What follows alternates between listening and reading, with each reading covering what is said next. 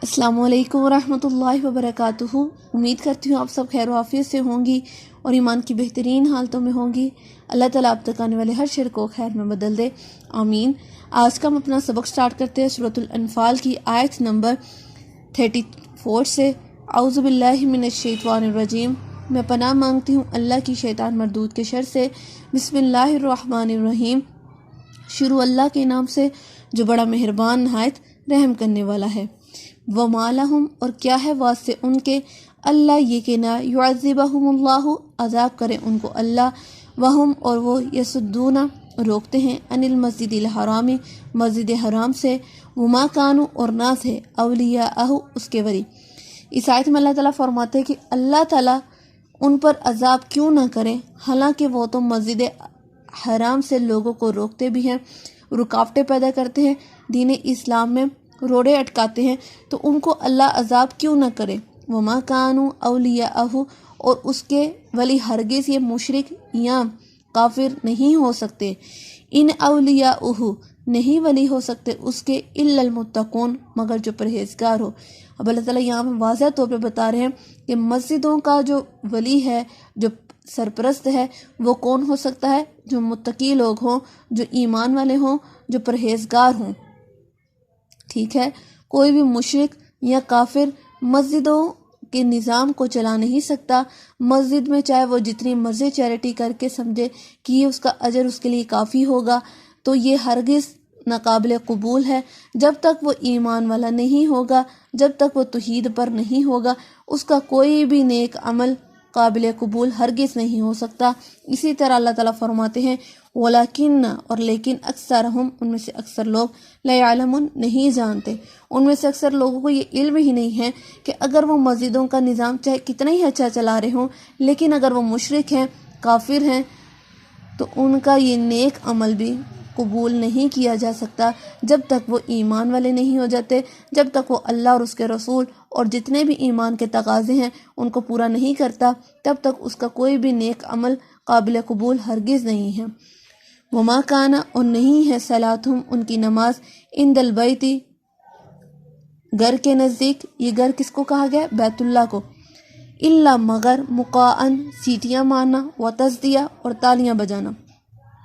अब ये जो मुशरिक थे, अहले मक्का वाले थे, वो कहते थे कि हम दीन इब्राहीमी पर हैं, तो वो हज भी करते थे, नमाज़ें भी पढ़ते थे, लेकिन इन्होंने क्या किया, अब ये तहरीफ़ करना शुरू कर दिया इन्होंने।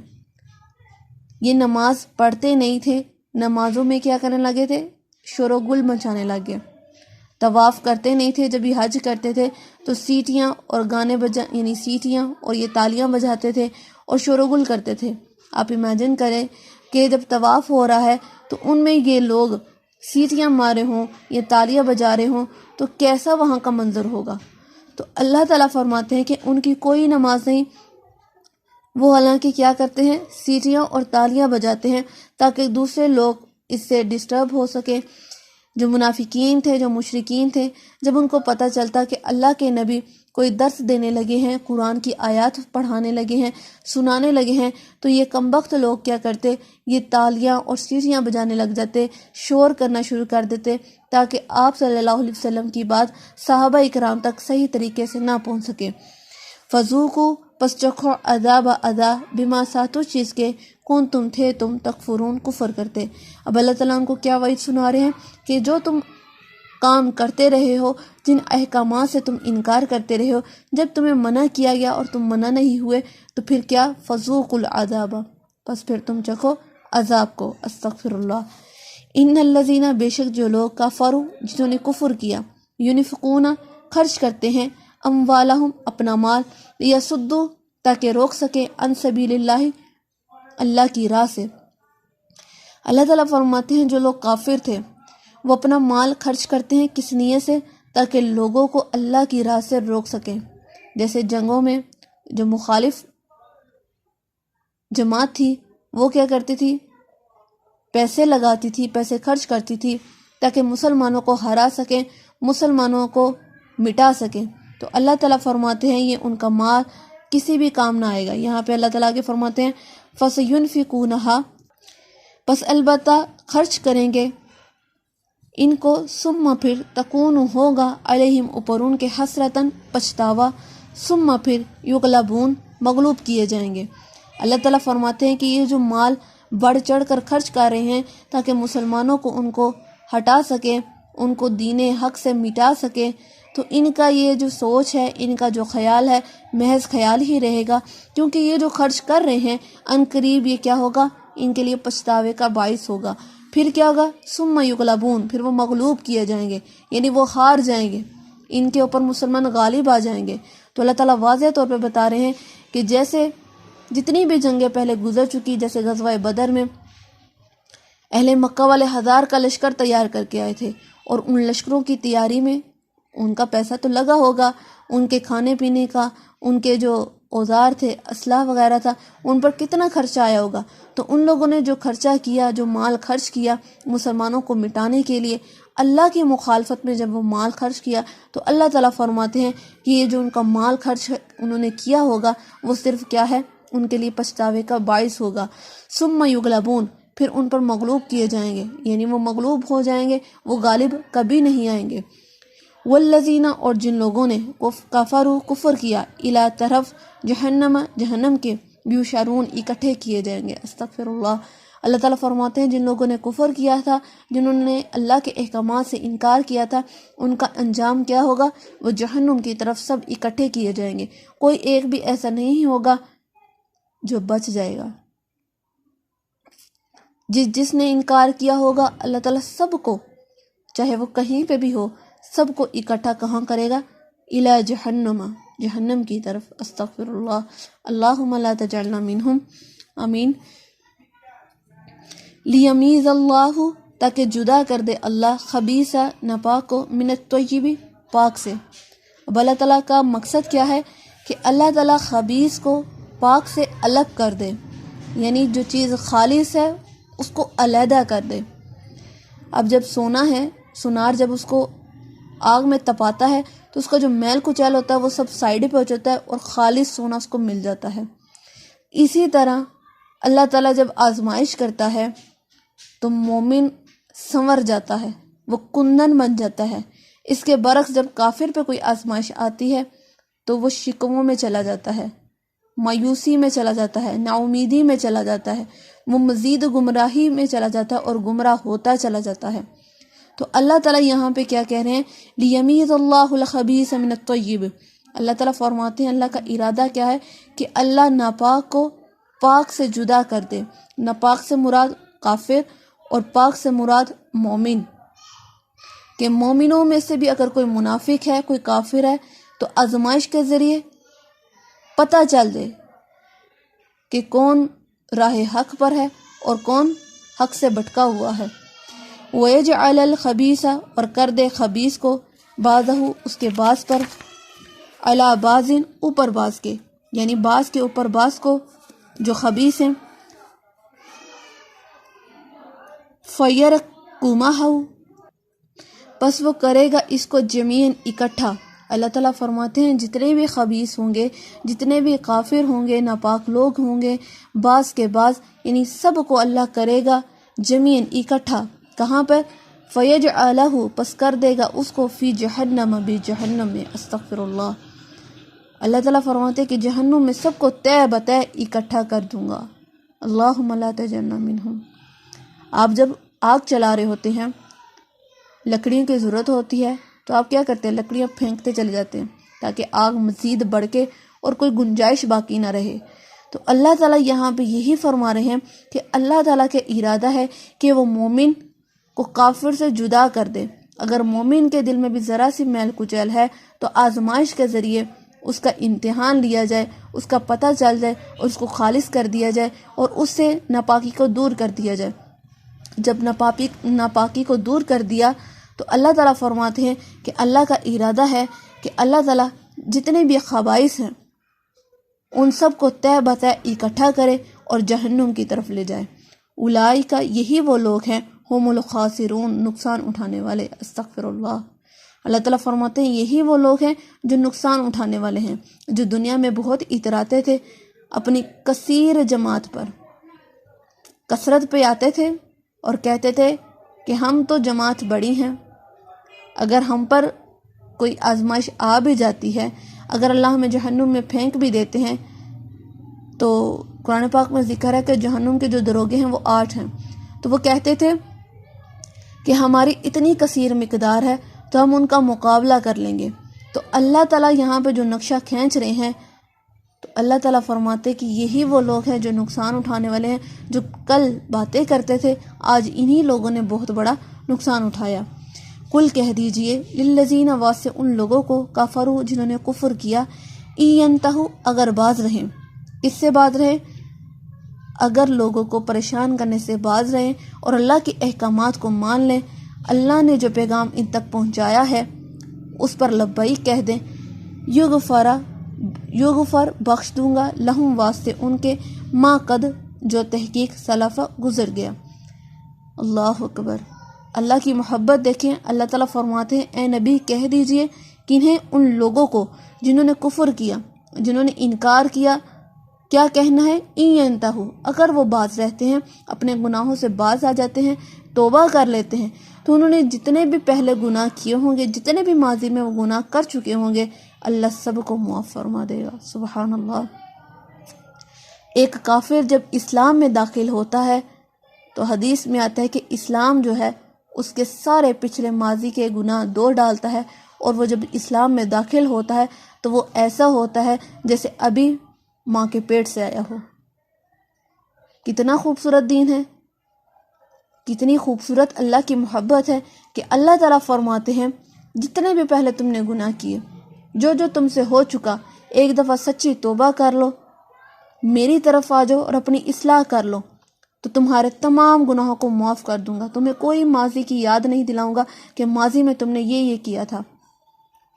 ایک ماں بھی ہے نا، ماں کے پاس آئیں، گھر میں گلاس ٹوٹ گیا، خیر ہے جی غلطی سے ٹوٹ گیا، دوسری دفعہ پھر توڑیں گلاس، ہو سکتا ہے ماں غصہ کرے، اگر پھر بھی برداشت کریے چلے کوئی نہیں، تیسری دفعہ پھر ٹوٹا، اب اس کو غصہ آیا، چوتھی دفعہ ٹوٹا تو تھپڑ ہی پڑا، پانچویں دفعہ ٹوٹا تو اچھی خاصی گالیاں بھی پڑی کہ دھیان کہاں ہے، کدھر ہوتے ہیں، اس طرح ہوتا نا۔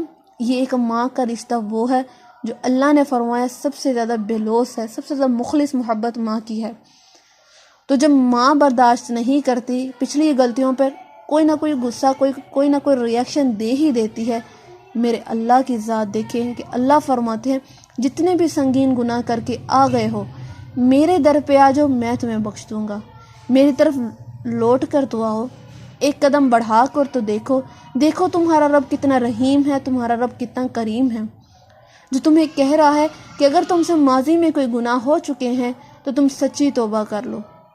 کتنا اچھا ہمیں اللہ تعالیٰ وقت دے رہے ہیں، کتنی مہلت دے رہے ہیں کہ انسان خود کو سنوار لے، یہ نہ ہو کہ ہمارے لیے بعد میں پچھتاوا ہی رہ جائے کہ کاش ہم سدھر جاتے، کاش ہم اپنے لیے کچھ نہ کچھ کر لیتے۔ اب ہمارے پاس ٹائم ہے، اب ہمارے پاس مہلت ہے، ابھی ہماری صحت بھی ٹھیک ہے، تو کیوں نہ ہم اپنے رب کی طرف لوٹ چلیں، جو ہمیں اتنی خوبصورت آیت کے ساتھ بتا رہا ہے کہ ان لوگوں سے کہہ دو جو انکار کرتے رہے کسی بھی آیت کا، کسی بھی کام کا، اگر وہ باز آ جاتے ہیں، اگر وہ اپنی اصلاح کر لیتے ہیں، تو جو ماضی میں گزر چکا میں سب کو معاف کر دوں گا۔ اللہ اکبر۔ اللہ ہمیں سچی توبہ کرنے کی توفیق دے اور ہمیں نیک کام کرنے کی توفیق دے، آمین۔ وَإِن يَعُودُوا اور پھر اگر وہ کریں، یعنی اگر اسلام لانے کے بعد پھر سے وہ دوبارہ ایسا عمل کریں، فقد پس تحقیق مزت گزری سنت عادتیں اولین پہلوں کی۔ اللہ اکبر۔ اللہ تعالیٰ فرماتے ہیں کہ اگر یہ لوگ باز نہیں آتے، پھر سے وہی کام کرتے ہیں، تو یہ پہلے لوگوں کی بھی عادتیں ایسی ہی گزری۔ پہلے لوگوں کی عادتیں کون سی؟ جو ہم نے قرآن میں پہلے انبیاء کرام کے قصوں میں سنا، قصوں میں پڑھا کہ جب ان کی قوم نے انکار کیا تو ان کا انجام کیسا ہوا۔ اللہ تعالیٰ یہاں پہ ہمیں وہی بات بتا رہے ہیں کہ اگر وہ پھر آتے ہیں، یعنی توبہ کر لیتے ہیں، تو میں ان کے لیے بخشش کر دوں گا۔ اگر وہ اللہ کے مخالف کھڑے ہوتے ہیں تو یہ جو ان کی عادت ہے، پہلے لوگوں کی طرح ان کی عادت بھی ہے، تو جیسا پہلے لوگوں کا انجام ہوا ان کا بھی ویسا ہی ہوگا، ان سے کچھ مختلف نہ ہوگا۔ اللہم لا تجعلنا منہم۔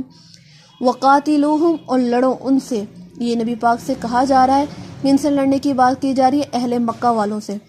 ہجرت سے پہلے جہاد منع کیا گیا تھا، لڑائی سے، جنگ سے، لیکن جب ہجرت ہو گئی تو اب اللہ تعالیٰ حکم دے رہے ہیں وقاتلوہم، لڑو ان سے، حتیٰ یہاں تک کہ لا تکونا، نہ باقی رہے، فتنے سے مراد یہاں پہ بعض لوگ کہتے ہیں شرک بھی، اور بعض کا کہنا ہے کہ یہاں پہ کہ جو لوگ اللہ کی مسجد میں عبادت کرنے سے لوگوں کو روکتے تھے ان کے بارے میں کہا جا رہا ہے۔ تو اللہ تعالیٰ اپنے نبی سے کیا حکم کر رہے ہیں کہ یہاں تک لڑو کہ کوئی بھی فتنہ باقی نہ رہے، کیونکہ شرک نے اپنی جڑیں مضبوط کر رکھی تھی۔ بہت سے لوگ جو ہیں وہ خود کو خدا مان بیٹھے تھے، قبیلوں کا وہاں پہ رواج تھا کہ سرداری چلتی تھی، ہر ایک کوئی نہ کوئی قبیلے سے وابستہ تھا، کوئی نہ کوئی کسی کی پوجا اور عبادت میں مصروف تھا۔ تو اللہ تعالیٰ یہاں پہ اپنے نبی سے فرماتے ہیں کہ اے میرے نبی، آپ لڑیے ان سے یہاں تک کہ فتنہ باقی نہ رہے، وَيَكُونَ، اور ہو جائے، دین کلہ، سارے کا سارا، للہ، اللہ ہی کے لیے، یعنی دین غالب آ جائے، یہاں تک لڑنا ہے کہ کوئی بھی کافر باقی نہ رہے۔ فَإِنِ انْتَهُوا، پس اگر وہ باز آ جائیں، یعنی اگر وہ آپ سے معافی مانگ لیں، اگر آپ کے ساتھ جنگ نہ کریں، فَإِنَّ اللَّهَ، پس بے شک اللہ، بِمَا ساتھ اس چیز کے یعملون، جو وہ عمل کرتے ہیں، بصیرٌ، دیکھنے والا ہے۔ اللہ تعالیٰ فرماتے ہیں اگر وہ لوگ آپ سے معافی مانگ لیتے ہیں، اگر وہ حد بندی کر لیتے ہیں، اگر وہ ایمان لے آتے ہیں، تو آپ نے کچھ نہیں کہنا، اللہ تعالیٰ ان کے اعمال کو دیکھ رہا ہے۔ وَإِن تَوَلَّوْا، اور اگر وہ پھر جاتے ہیں، اگر وہ اپنے وعدے سے پھر جاتے ہیں، اگر انہوں نے جو باتیں کہیں، جو عہد کیا آپ سے، اگر ان سے پھر جاتے ہیں، فَاعْلَمُوا، پس جان لیجئے، ان اللہ، یہ کہ اللہ، مولاکم، مولا ہے تمہارا۔ اللہ اکبر۔ اللہ تعالیٰ فرماتے ہیں ان کی چالوں سے آپ نے گھبرانا نہیں ہے، اگر وہ پھر بھی جاتے ہیں تو تمہارے لیے کیا کافی ہے، تمہارے لیے کیا جاننا لازم ہے، کس بات پہ یقین رکھو، ان اللہ مولاکم، کہ تمہارا رب تمہارا مولا ہے۔ اللہ اکبر۔ کتنی خوبصورت تسلی دی اللہ نے کہ چاہے دشمن کچھ بھی سوچتا رہے، وہ تمہاری جان لینے کے در پہ ہی کیوں نہ ہو، لیکن اگر اللہ کی طرف سے خیر ہے تو تمہیں کوئی بھی نقصان نہیں پہنچا سکتا۔ نعم المولا، کتنا اچھا ہے مولا، وہ نعم النصیر، اور کتنا ہی اچھا مددگار ہے۔ اللہ اکبر۔ کتنی خوبصورت آیت ہے، قرآن کی ہر آیت ہی بڑی خوبصورت ہے، لیکن جہاں پہ اللہ تعالیٰ اپنے مومن بندوں کو، اپنے نبیوں کو جہاں پہ تسلی دے رہا ہو، ان آیتوں میں علیحدہ ہی انسیت ہوتی ہے کہ اللہ تعالیٰ یہاں پہ ہر اس بندے سے مخاطب ہے اور کہہ رہے ہیں کہ اگر زندگی میں تمہیں کہیں بھی کوئی پریشانی آتی ہے، تم دین کے راستے پر چل رہے ہو اور تمہیں مشکلات پیش آ رہی ہیں، تو تم گھبراؤ نہ۔ وَاعْلَمُوا أَنَّ اللَّهَ مَوْلَكُمْ، جان لو کہ اللہ تمہارا مولا ہے۔ کوئی بھی داتا نہیں، کوئی بھی بخش نہیں سکتا، کوئی بھی اور مولا نہیں۔ مولا کون ہے؟ صرف اللہ کی ذات۔ داتا کون ہے؟ صرف اللہ کی ذات۔ اور اللہ فرماتے ہیں نعم المولا، کتنا ہی اچھا وہ مولا ہے، وہ نعم النصیر، اور کتنا ہی اچھا مددگار ہے۔ اللہ کے سوا کوئی نہیں مدد کر سکتا، اللہ کے سوا کوئی بھی آپ کا غم گسار نہیں، اللہ کے سوا کوئی بھی آپ کی پریشانیوں کو، کوئی بھی اللہ کے سوا حاجتوں کو پورا نہیں کر سکتا۔ تو خدا را اپنے عقیدے کو درست کیجئے۔ اگر آپ کا عقیدہ درست ہو جاتا ہے، آپ کے لیے باقی کے تمام مسائل آسان ہو جاتے ہیں۔ اگر ہم توحید پر نہیں ہیں، اگر ہم اللہ کی ذات کے ساتھ، صفات کے ساتھ کسی کی بھی ذات کو لاتے ہیں، چاہے ہم وسیلہ بنانے کے لیے ہی کرتے ہیں کہ ہم اس کے وسیلے سے اللہ سے مانگے تو اللہ ہماری جلدی سنے گا، تو یہ سارے اندازے غلط ہیں۔ ہم اگر قرآن کی طرف دیکھیں تو قرآن ہمیں بار بار اللہ کی وحدانیت، اللہ کی توحید کے بارے میں سبق دیتا ہے۔ تو اپنا جائزہ لیجئے اور اپنا عقیدہ درست کیجئے، اور اس آیت کو اپنے ساتھ رکھیے کہ اگر آپ کو کسی کی مخالفت کرنی پڑتی ہے دین کے لیے، اللہ کی رضا کے لیے، کہ جو کام آپ پہلے نہیں کرتے تھے اب کرنے لگے ہیں، دین کی خاطر، دین کے لیے کوئی نیک کام کرنے شروع ہونے لگے ہیں، تو جان لیجئے نعم المولا و نعم النصیر، اللہ ہی آپ کا مولا ہے، اللہ ہی آپ کا مددگار ہے، وہ آپ کو تنہا نہیں چھوڑے گا۔ ٹھیک ہے، اپنا بہت سارا خیال رکھیے گا، دعاؤں میں خاص طور پہ یاد رکھیے گا۔ آج کا سبق ہم یہی تک رکھیں گے۔ اللہ حافظ۔